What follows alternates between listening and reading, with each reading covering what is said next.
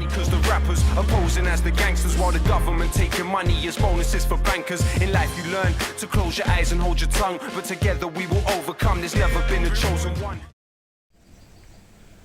Okay, so I just wanted to redo this video from yesterday talking about why I think the crypto market is so dominated now by meme-themed Ponzi schemes. And really I think there's certainly the appeal of quick money. People want to replicate the success of what they saw in other projects like Bitcoin, Dogecoin. I mean, with the meme coins, it's particularly they're trying to mimic the success of Dogecoin and Shiba. And I think a lot of it is people who know that there isn't as much in potential upside to be made in the larger cap cryptos, and they kind of want to replicate the success that was seen in those larger caps.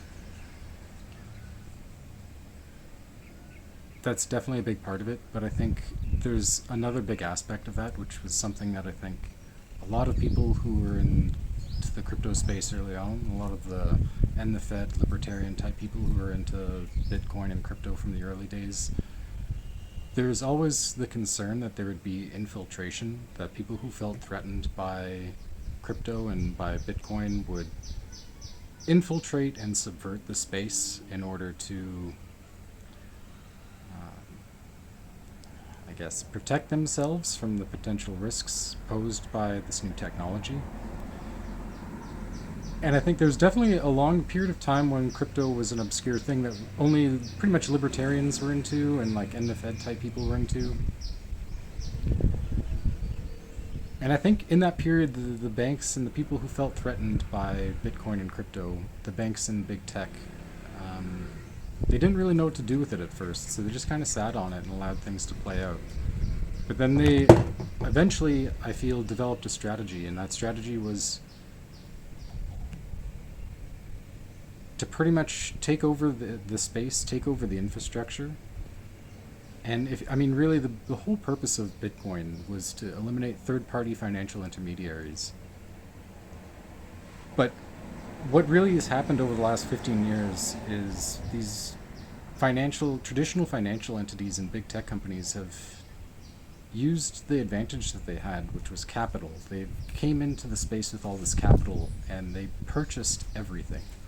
They purchased all the exchanges that we use. They purchased all the little crypto startups that were coming out with good ideas, buying up intellectual property in the space. And what they've done is they've created an infrastructure for crypto where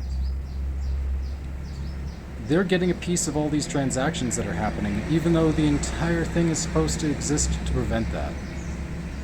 Where they get a little bit of every transaction that we make, because they control the on-ramps, the off-ramps, and they've got us using L2s to facilitate scaling. And those L2s are controlled by companies that take transaction fees and then essentially divert the fees away from miners towards themselves, the centralized third-party intermediaries. And that's like what you see with the Lightning Network. And it's really sad to see how things started out in crypto and how they've gotten here. People, again, it was mostly an Fed crowd of people who were into crypto. They really wanted the financial revolution aspect of it. It wasn't really a get-rich-quick scheme, although there was definitely that aspect to it. The real motivation for a lot of us early on was finding a way to counteract the Cantillon effect, the effect of inflation, and how pretty much whoever controls the money supply leaves those using the money supply at the whim of whether or not at the whim of their decisions, really. So there was a lot of Austrian economic folks who were really into Bitcoin in the early days because they saw it as a hard money. The space has really changed now. It's a lot of moon boys and people shilling terrible projects because they think it's the next get-rich-quick thing. And I think really we've seen that because they want it to be this casino because they've created this infrastructure in which whether or not you're winning or losing, they're getting a piece of every transaction in the casino. So they own the casino and they just want us to play. it hasn't, it's lost its direction because they don't want it to have that direction anymore. They want it to just be this unserious meme coin Ponzi casino game where no matter what, as long as we're playing, they're taking a piece out of every transaction, getting a piece here and there, and it's working just like traditional finance, where every time you spend money, they're getting a piece.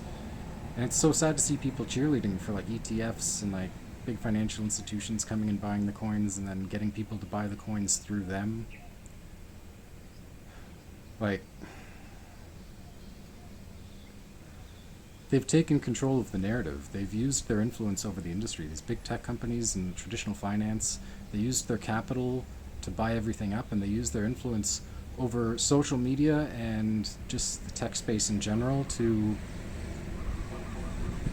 shape the narrative so that we should be using these third-party intermediaries that they own, when really we should have been avoiding these the whole time. We should have spent the last 15 years developing an infrastructure where we don't need these third-party intermediaries. Instead, they're conning us and propagandizing us into adopting them.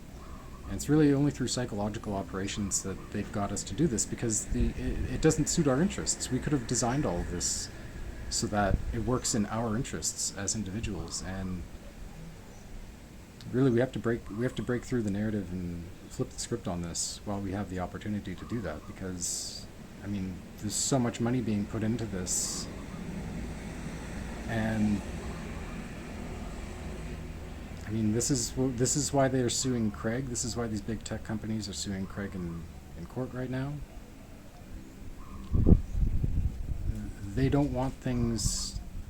They don't want the crypto space to be shaped so that it helps individuals. They want it to be shaped the way things have always worked, where there's a small group of people on top, and everyone pays them a fee, and they get to pretty much live a luxurious life, taking a little piece off of everybody else. I mean, for most of human history, that's kind of the way things have had to be. It had to be that way when you were just controlling raw resources out of the earth. Technology is changing all of that.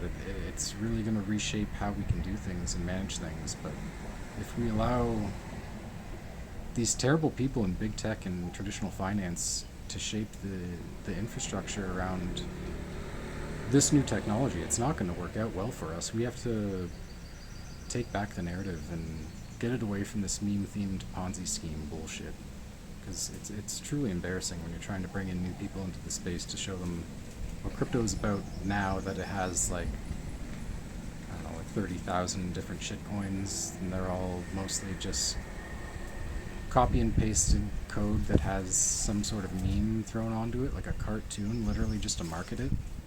That's embarrassing. And people shilling these coins seriously, like, how do you take yourself seriously? It's terrible.